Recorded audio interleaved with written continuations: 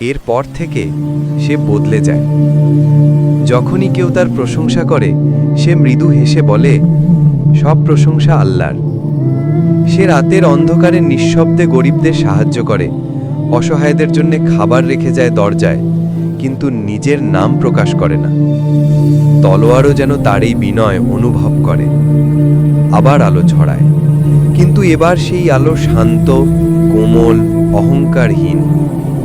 এক রাতে কামরান আবার স্বপ্নে ফেরেশতাদের দেখে।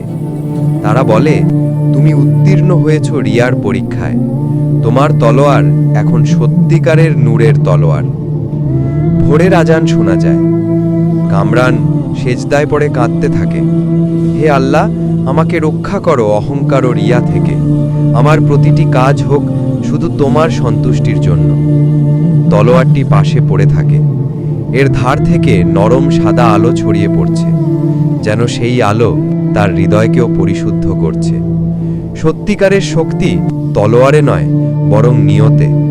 যে কাজ শুধু আল্লাহর জন্য হয় তাই প্রকৃত জিহাদ, তাই প্রকৃত আলো।